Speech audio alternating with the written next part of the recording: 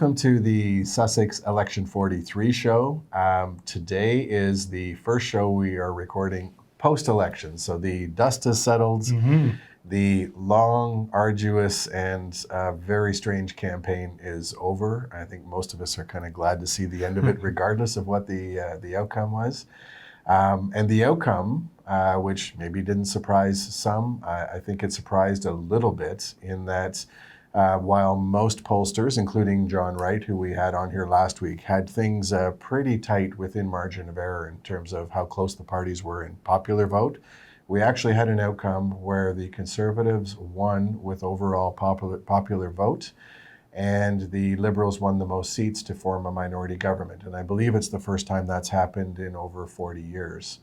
The results were the Liberals under Justin Trudeau with 157 seats, the Conservatives under Andrew Scheer with 121, the Bloc Québécois with 32 seats under leader Blanchette, and the NDP with 24 under Mr. Singh.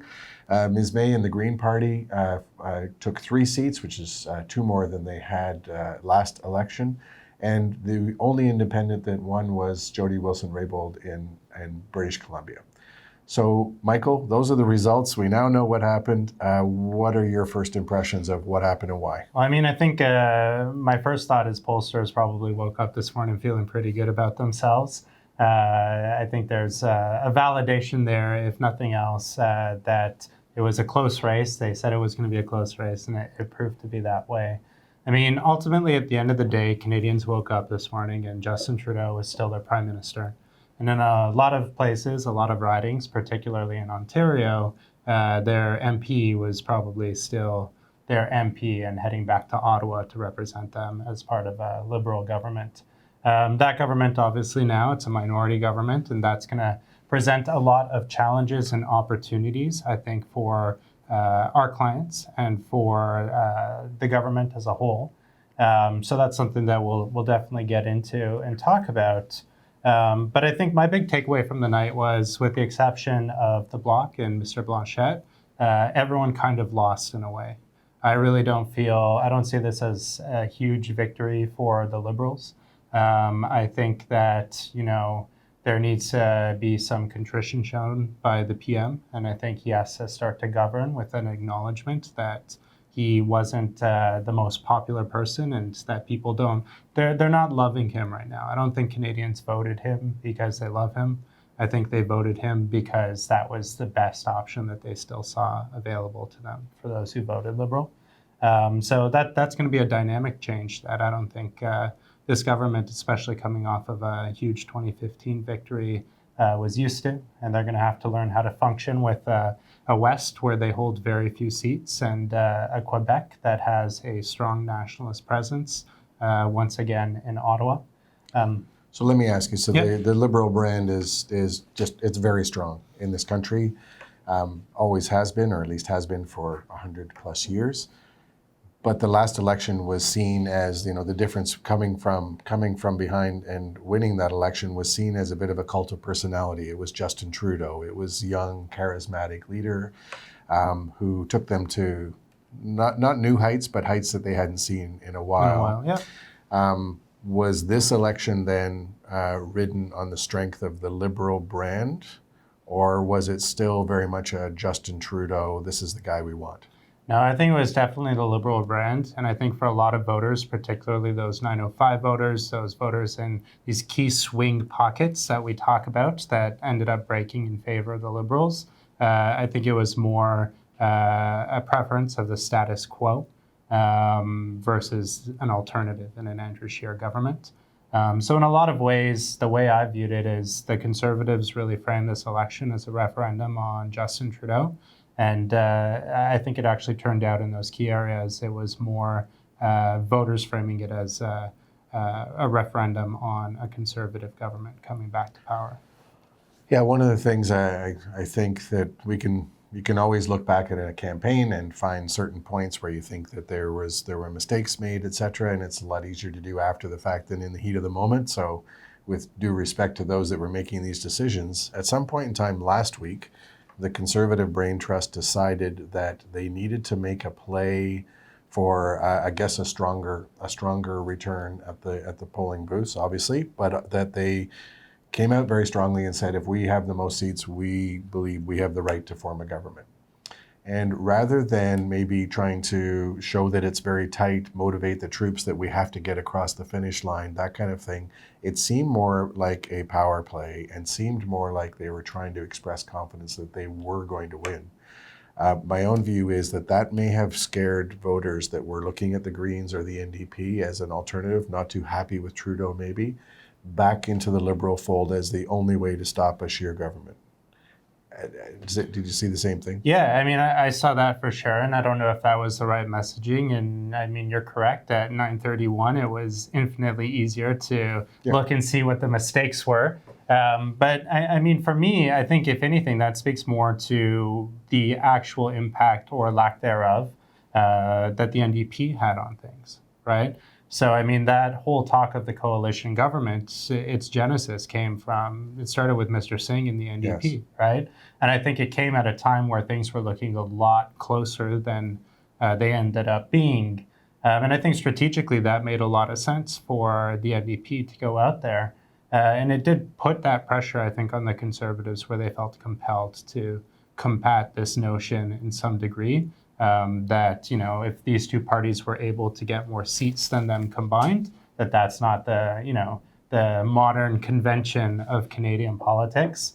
I don't know. It's these little things, though. It's these like nitpicky things like that I think highlighted a lot of the Andrew Scheer talking points when he had the big spotlights really on him. And I'm not sure that those opportunities were best spent. I think there might have been an opportunity, to your point, rally the troops, motivate the base, mobilize support, show momentum. It's kind of hard to do that when you're also talking about maybe you're not gonna, that maybe you're not gonna get as many seats as you're hoping for. So I think that there's both sides there. But I mean, ultimately, what I saw, my big takeaway last night, I was expecting the NDP to come out of last night with more seats than they did. Yet somehow it's a victory for the NDP. Sure. There's a celebration there. There was a hour-long dance party at the Jagmeet Singh concession after losing speech. 20 seats from the last election. Exactly.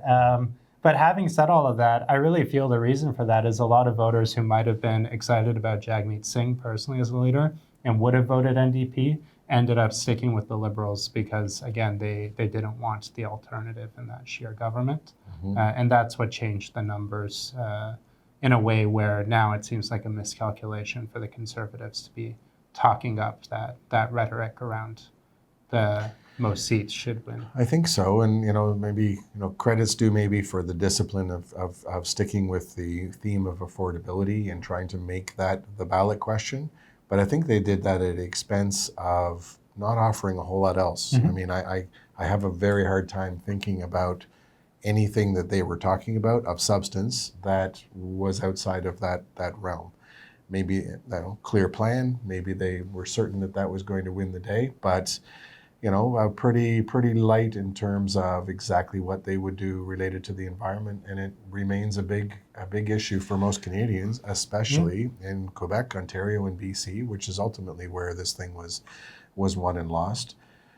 And so I have a hard time seeing where the growth comes from for Andrew Scheer post this election and leading into another one when he really didn't do a good job. If there was a way to address the abortion issue in a stronger way and how his views about whether or not Parliament should have any rights to what a woman does with her body, his views on same-sex marriage, which he never really disavowed or said that he devolved and changed, views on climate change and what that means for Canadians, obviously balanced with what they feel is important, and I personally tend to agree with, which is the importance of still developing our natural resources in a sustainable way. But how does he grow without addressing those things, or can he, because he's now so branded around these issues? I mean, it's definitely a challenge for Mr. Scheer and for the Conservative Party. If you look at the popular vote, okay, they had the most votes, but almost 70% of Canadians last night voted for a carbon tax or some form of meaningful action on climate change because it was virtually on offer from every other party, including the Bloc. So we've even seen today Premier Higgs in New Brunswick say, okay, I'm going to drop my opposition to a carbon tax and I'm going to come up with a plan in New Brunswick for New Brunswickers to replace the federal one. But he's already moved away from that position, and Mr. Ford's now being asked in Ontario what he's going to do. Well, and frankly, I mean, that is in essence always been the plan of the federal government when it comes to the carbon tax. It's a backup, it's a default if provinces aren't able to do something themselves. And to me, it's actually somewhat baffling that provinces wouldn't want to take advantage of implementing a system on their terms that is more favorable to them. And some of them obviously choose to make this an issue and take on the federal government. And we saw Andrew Scheer continue that. I think it was a core part of his message was that the carbon tax was a tax on Canadians. It was a tax on small business. It was a tax on middle-class families who would be paying more on gas, heating, etc. But in reality, a lot of those people still voted for an option that would implement those taxes. So I don't know how strong of a message anti-carbon tax is. If you're asking me coming out of this election where Canadians are at, I'm not sure that there's an overwhelming opposition that can be a lead issue to run on anywhere in the country. I think that's fair. I mean, we've seen that it matters how much people are asked to pay. There is definitely a limit, but in principle, most Canadians are like, okay, I'm ready to pay something here so we can do more for the environment. The question is how much, and of course the argument during the campaign was, what will it really cost if the Liberals implement their plan versus what they're telling Canadians? And that really remains to be seen, but clearly they won the messaging argument, I think. And it's not just them, as you said. There's 70% or the other parties who garnered 70% of the vote all have some form of carbon tax approach to how to address the environment. So I think it's a big issue that Conservatives really need to grapple with between now and the next election, because I'm not sure they're in lockstep with the minds of Canadians. We touched on Mr. Singh and how he can be celebrated as a hero and losing 20 seats, but they were going to be wiped out, it looked like, a few weeks ago. Clearly, he performed really well during the campaign. I think you and I might likely agree that he came across as the most likable leader, the most impressive of the group, frankly. Now, so whether one agrees with the substance of NDP policy or not, he performed extremely well, and I think that bodes well. He'll certainly have no challenge, I think, from his party that can't afford a leadership, doesn't want to go into an election, I think, anytime soon. But he has proven that he's the guy that should probably lead them into the next one. Yeah, I would agree totally. I mean, if you ask me who I'd be, personally most proud of as Prime Minister, completely devoid of any policy, I think Jagmeet Singh is a face that a lot of Canadians really, saw and liked and saw the energy that he brought and that positivity. And this wasn't a positive campaign from the other parties. And neither the Liberals or Conservatives ran on a positive campaign. And the NDP, I feel they did that, even when, there was that point in the English debate where he said, what was it, Mr. Deny and Mr. Deceive or something like that. Right. Those lines, like he was able to deliver a message that even when it was an attack on his opponents or contradictive to their positions, do so with a bit of a smile and some jest. And I think that really came across and how Canadians will continue to perceive him as a personality and how they will continue to, I think his popularity will grow. Having said that, he did lose a lot of seats. The question, though, is, for me at least, is why were those seats lost? And were those seats going to be won to begin with? So in other words, you sub out Jagmeet Singh for any other NDP or potential NDP leader, and they were still likely going to lose at least a dozen seats in Quebec, I feel. So when you look and you see that loss of seats, with a lot of them coming from Quebec, overall I can see where you could be happy with your performance if you were Jagmeet Singh. The bigger reality is, I think, if you viewed this election as a springboard to the next election, that would be the best way to look at it if you're looking to feel good about yourself this morning as an NDP supporter. There's momentum there. There's that popularity of the leader. There's a base to build on. There's name recognition across the country for Mr. Singh now, whereas before I think it would have been more Ontario and maybe a little bit in BC. So all of the pieces are in place. And more importantly, I don't think they could afford to change their leader right now. I don't think that they could afford to have a strong leadership race and come out of it with relevance, particularly being the fourth party in Parliament. At the outset of this campaign, I don't think anybody anticipated that the Bloc Québécois, who was struggling to maintain or didn't have party status at the time, actually coming alive during the course of this campaign and finishing with 32 seats. It had a big impact. Obviously, it may have prevented a Liberal majority, quite frankly, the rise of the Bloc. But they would have taken, I'm sure, in this campaign, they took from the NDP, they took from Conservatives, or at least ones Conservatives expected to win, and they took from the Liberals. What do you think that says about current dynamics? Well, I mean, if you're watching this show at the very beginning, in the little intro, we roll and we show a picture of all of the leaders. And when we aired the first couple episodes, people were asking who Yves Blanchette was and wondering if he was a new consultant maybe at Sussex here because they hadn't seen the face before. And a lot of people question, well, why even bother? He's our new director of digital and creative. There you go. Didn't tell you. There you go. And why even bother? And I think, a few months ago, that would have been a reasonable question, And today, it's looking completely different. I think he performed exceptionally. And, I think he was, to be honest, another leader like Jagmeet Singh that was able to punch through and develop a brand that resonated with people. And I saw from him a lot of authenticity. And a lot of willingness, right?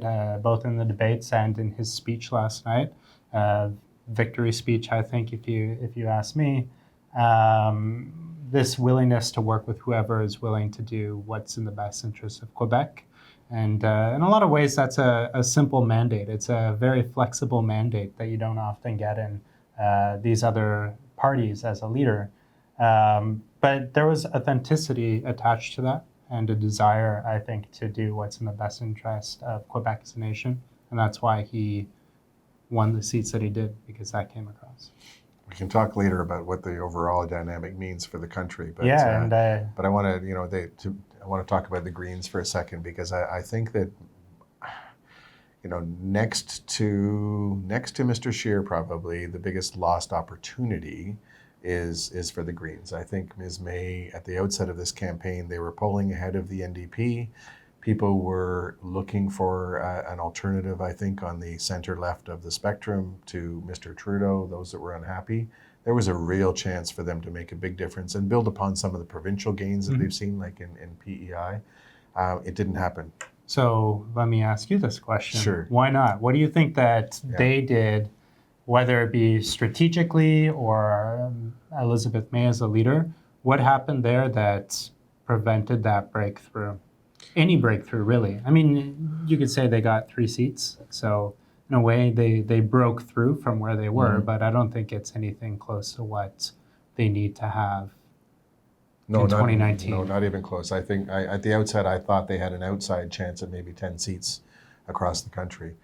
I put a lot of this at the feet of Ms. May. Obviously, she's done a terrific job of keeping the Green movement moving, and I guess certainly to a degree growing over the last decade, 15 years. She's been leader since 2006.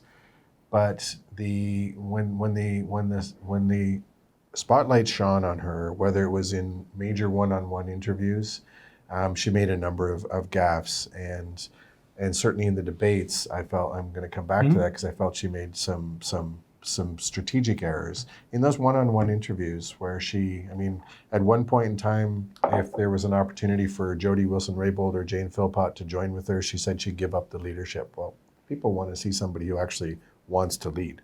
So you don't come across as a leader if you're that willing to do so. She said that she denied that one of her members, the one who had come across the floor and joined her in Quebec, that he was a sovereigntist. And he said, well, of course I'm a sovereigntist. Everybody knew that I was, and contradicted her immediately. And she looked a little silly on that. There were a number of those in the early part of the campaign, which I think turned people off who were ready to really consider what they had to offer.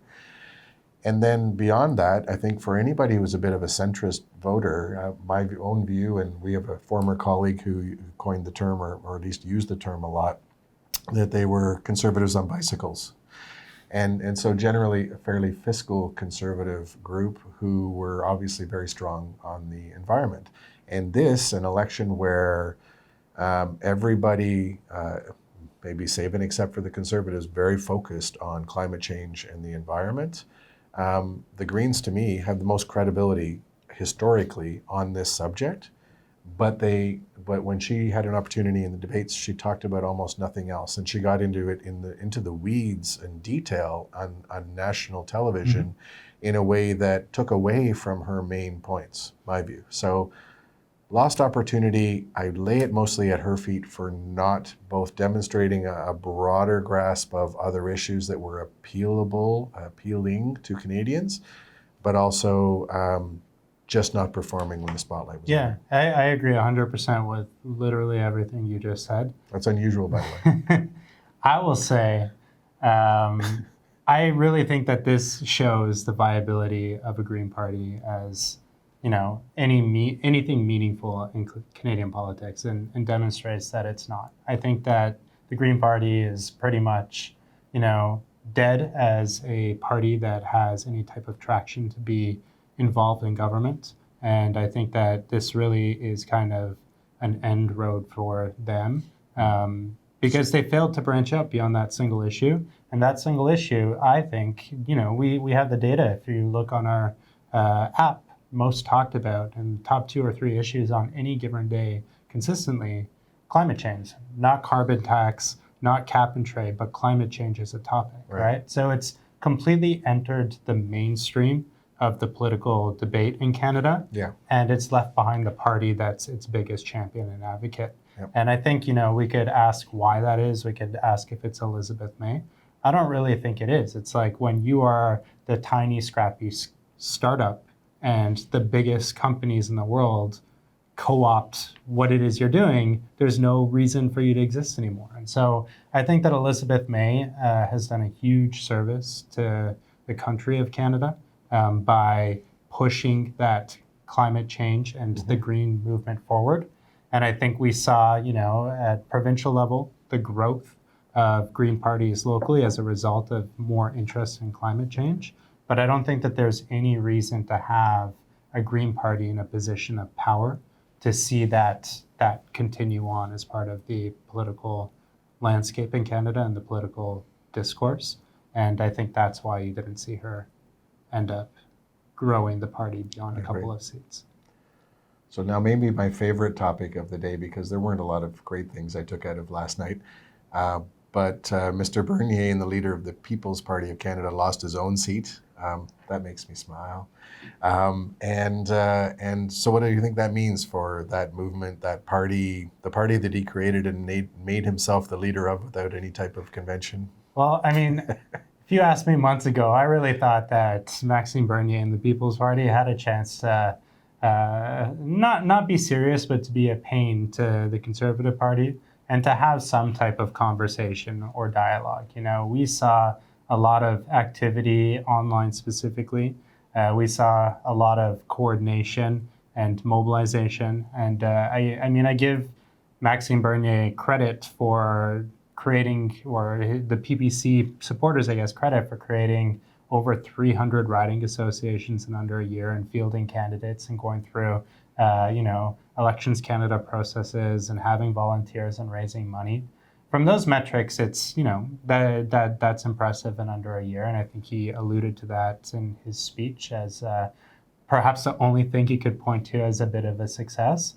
But the reality is he just went off the deep end. And I think he adopted a series of values that were racist and xenophobic and completely contradictory to 99.9% of Canadians, or 99% of Canadians, and that's how he ended up with 1% of the vote.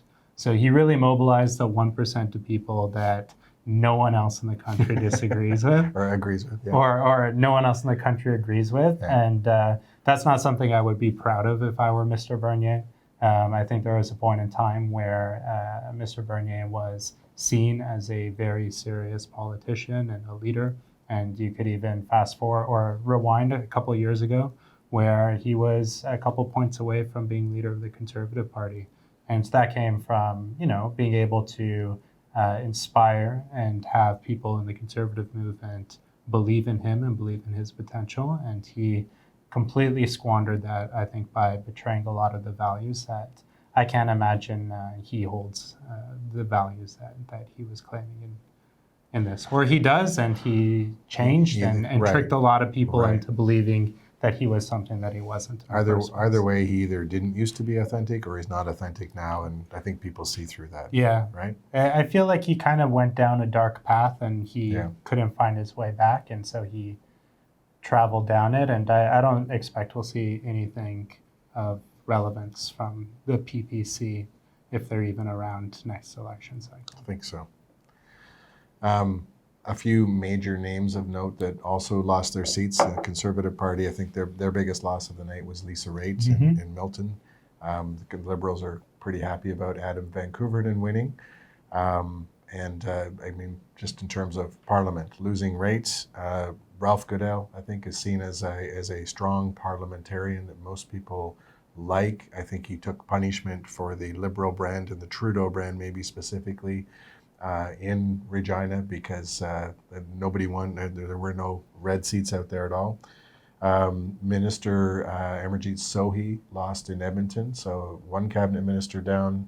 Goodale, that's two cabinet ministers that lost, as the Liberals were pretty much wiped out in the West. And a fair bit of respect for all of those people. So there's, sometimes there's some good people lose in this process too that maybe deserve to win under other circumstances.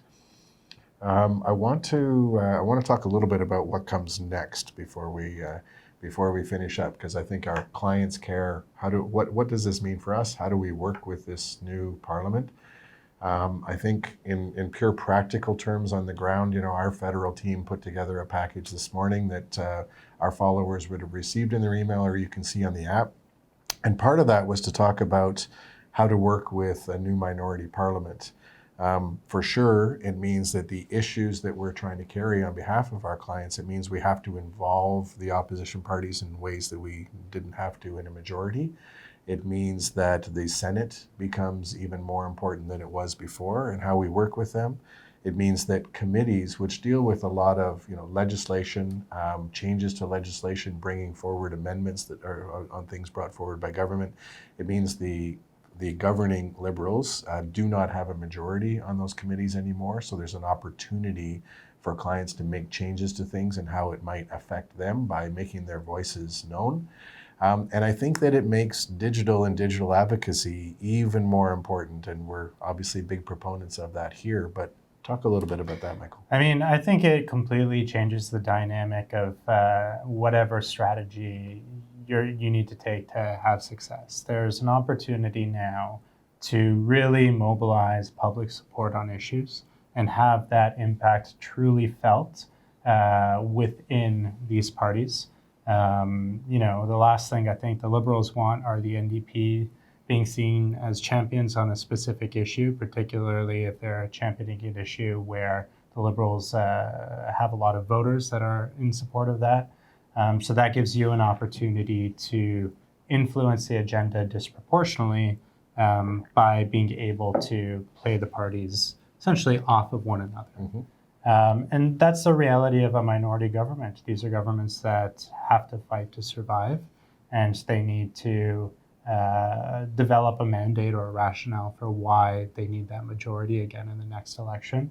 And we can help shape all of that by shaping the conversation and targeting that in specific writings in a way that you can only do online and with digital. So I think that the value of advocacy is even greater in a minority situation. And I think it's an essential part of whatever's in your toolbox if you're hoping to, influence budget 2020, budget 2021, maybe budget 2022 if this minority government is able to hang on for that long. My own gut says that this is more likely to be a stable minority for a period of time than many others have been. The average lifespan is around 18 months for a minority government. I think this one could be longer.